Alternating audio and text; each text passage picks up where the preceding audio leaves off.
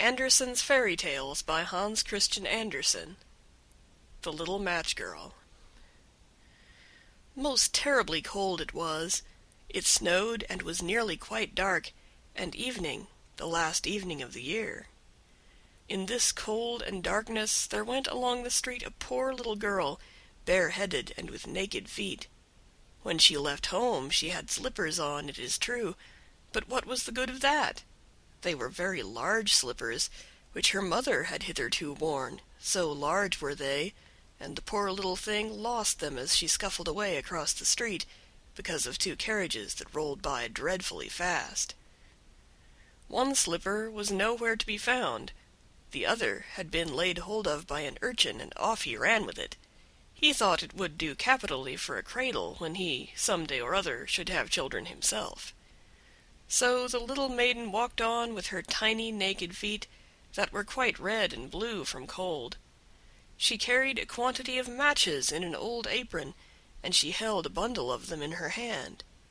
Nobody had bought anything of her the whole livelong day. No one had given her a single farthing. She crept along trembling with cold and hunger, a very picture of sorrow, the poor little thing. The flakes of snow covered her long fair hair, which fell in beautiful curls around her neck, but of that, of course, she never once now thought.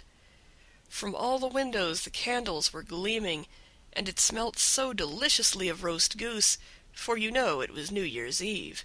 Yes, of that she thought. In a corner formed by two houses, of which one advanced more than the other, she seated herself down and cowered together. Her little feet she had drawn close up to her, but she grew colder and colder, and to go home she did not venture, for she had not sold any matches and could not bring a farthing of money. From her father she would certainly get blows, and at home it was cold too, for above her she had only the roof, through which the wind whistled, even though the largest cracks were stopped up with straw and rags. Her little hands were almost numbed with cold. Oh, a match might afford her a world of comfort, if she only dared take a single one out of the bundle, draw it against the wall, and warm her fingers by it. She drew one out. Risht!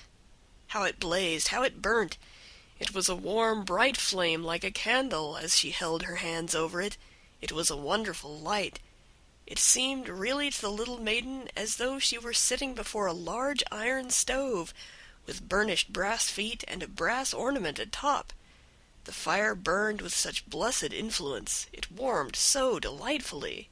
The little girl had already stretched out her feet to warm them too, but the small flame went out, the stove vanished.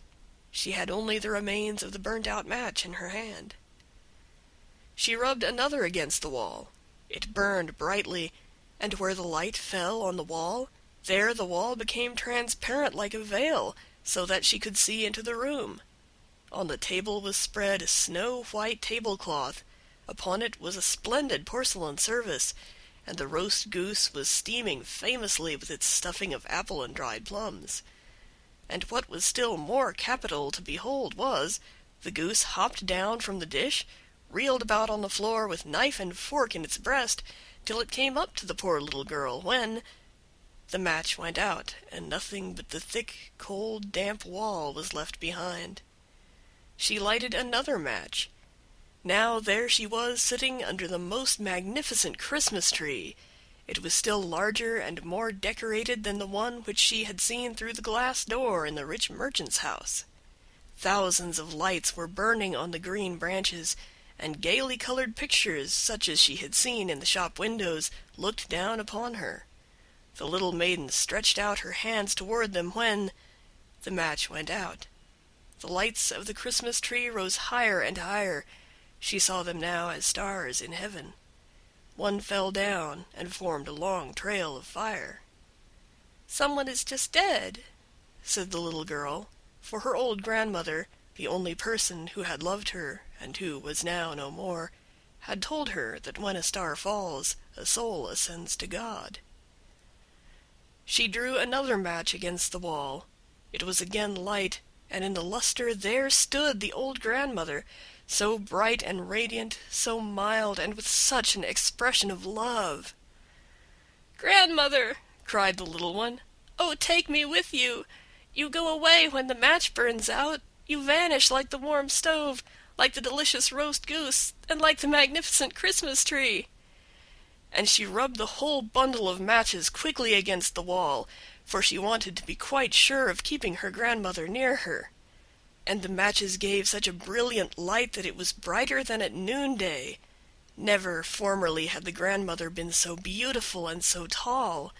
She took the little maiden on her arm, and both flew in brightness and joy so high, so very high, and then above was neither cold nor hunger nor anxiety. They were with God. But in the corner, at the cold hour of dawn, sat the poor girl, with rosy cheeks and with a smiling mouth, leaning against the wall, frozen to death on the last evening of the old year. Stiff and stark sat the child there with her matches, of which one bundle had been burnt. She wanted to warm herself, people said. No one had the slightest suspicion of what beautiful things she had seen. No one even dreamed of the splendor in which, with her grandmother, she had entered on the joys of a new year.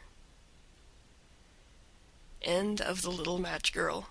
Recorded April 27th, 2006.